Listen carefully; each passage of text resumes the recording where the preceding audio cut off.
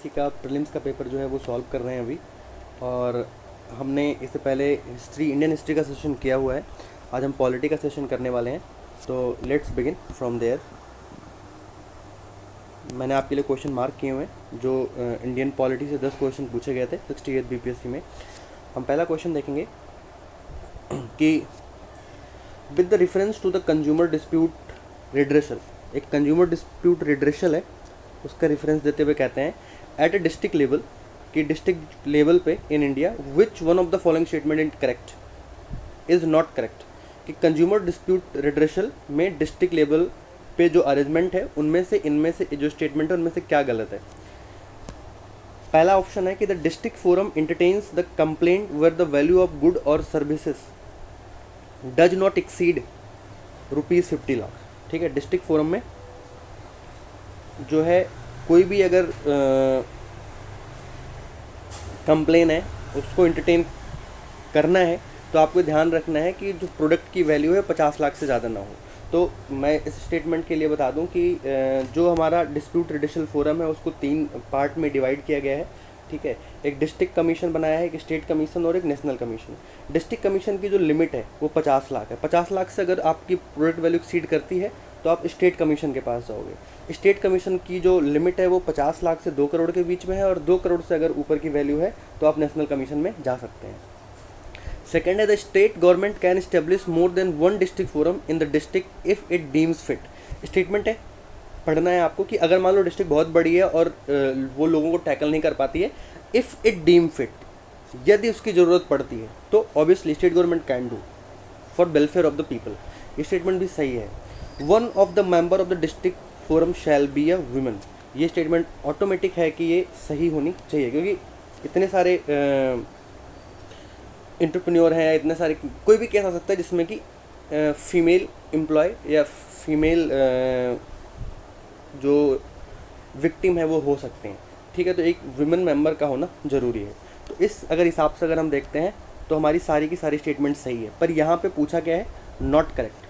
तो इसका जो सही आंसर हो जाएगा वो हो जाएगा नन ऑफ द एबव। ठीक है, तो ई आंसर आपका जो है वो सही है। Eight which level does a panchayat समिति ऑपरेट अ पंचायती राज स्ट्रक्चर। ठीक है, इसका देखना है कि इसका आंसर क्या है कि जो पंचायत राज समिति है वो किस लेवल पे वर्क करती है। सबसे पहले कि 73rd कॉन्स्टिट्यूशनल अमेंडमेंट एक्ट हुआ था, तब हमारा पंचायती राज इंस्टीट्यूशन आया था। इसको बेसिकली 3 पार्ट्स में डिवाइड किया गया है। ठीक है, कि एक ग्राम पंचायत लेवल है, एक ब्लॉक लेवल है और एक डिस्ट्रिक्ट लेवल है। तो जो हमारी पंचायत समिति है, पंचायत ऑफ द पंचायत, ठीक है, पंचायत की जो पंचायत है वो है हमारी ब्लॉक लेवल बॉडी। ठीक है, तो इसका जो राइट आंसर है वो है ब्लॉक लेवल बॉडी। नेक्स्ट है which one of the following was established as a first programme of community development. First programme of the community development की बात हो रही है कि पहला कम्युनिटी डेवलपमेंट का प्रोग्राम क्या था। ठीक है, इस रिगार्डिंग में उन्होंने कई सारे ऑप्शन दिए हुए हैं। कोऑपरेटिव मूवमेंट, आपको पता है कि ये नहीं है। ठीक है, national extension service second option है। थर्ड ऑप्शन है इंटीग्रेटेड रूरल डेवलपमेंट प्रोग्राम, और more than one of the above और नॉन ऑफ द अबव। तो सबसे पहले जो है वो 1952 में कम्युनिटी डेवलपमेंट प्रोग्राम लेके आई थी गवर्नमेंट। उसके अंदर 3 फेजेस थे। ठीक है, national extension phase, intensive community development project phase और पोस्ट इंटेंसिव डेवलपमेंट फेज़। तो इसका जो राइट आंसर है, जो पहला प्रोग्राम था वो था नेशनल एक्सटेंशन सर्विस, जो कि अप्रैल 1953 में आया था। ठीक है, और इस हिसाब से देखेंगे तो हमारा जो राइट आंसर है वो है नेशनल एक्सटेंशन सर्विस। नेक्स्ट है कि the phase equality before law in article 14, article number 14 में equality before law. Equality before law का क्या मतलब होता है? इक्वलिटी बिफोर लॉ का मतलब होता है all are equal in the eye of law, कि लॉ की नज़र में सारे बराबर हैं।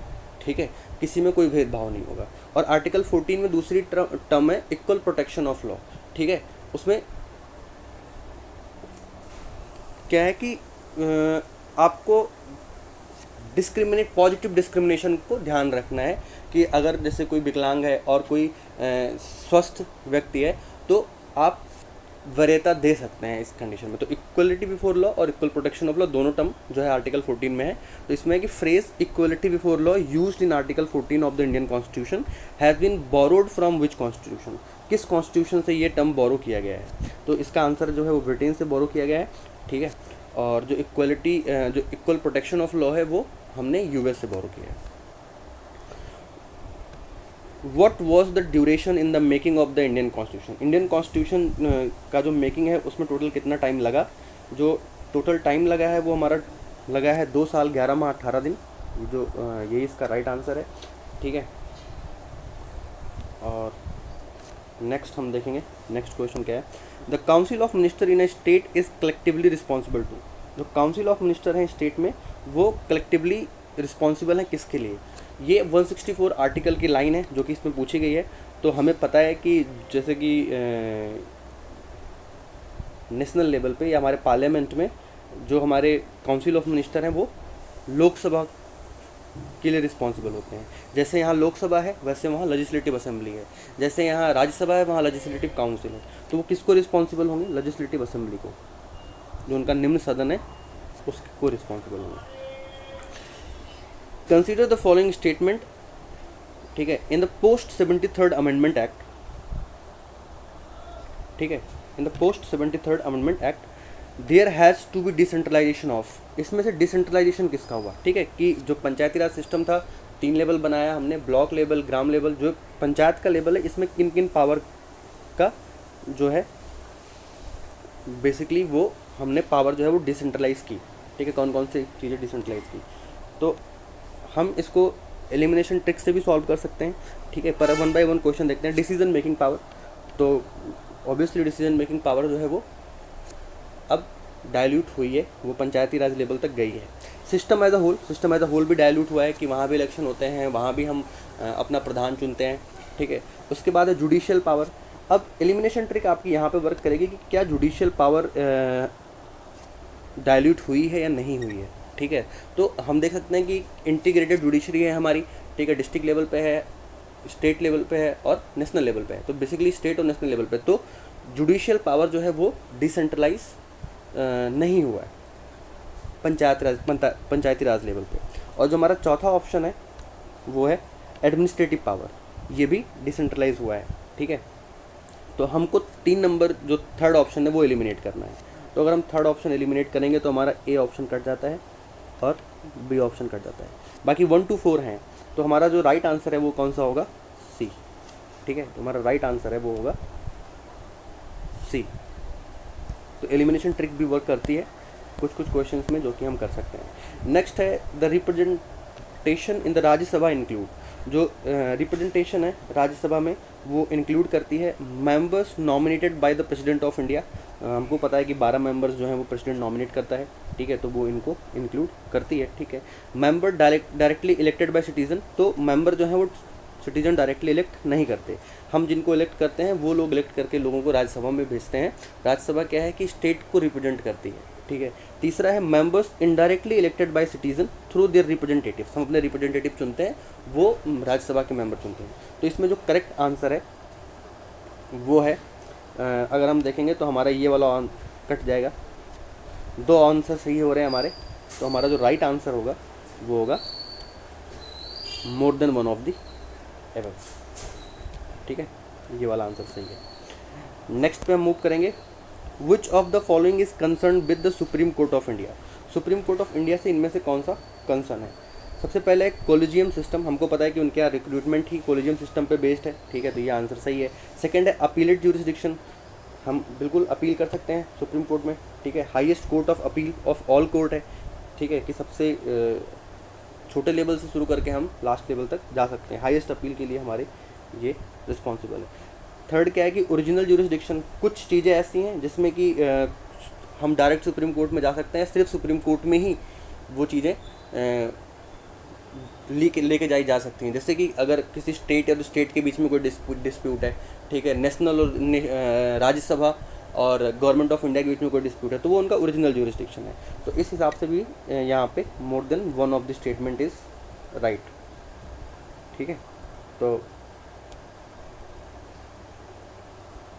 आपका जो राइट आंसर है वो ये है। The minimum age for contesting election to the Panchayati Raj institution should be how many year according to the 73rd constitutional amendment act. हमें कन्फ्यूज़न नहीं होनी चाहिए कि जैसे कि पंचायती राज सिस्टम में हम वोटिंग कर सकते हैं 18 ईयर पे, लेकिन हमको अगर इलेक्शन लड़ना है तो हमको 21 ईयर का होना चाहिए। ऐसे ही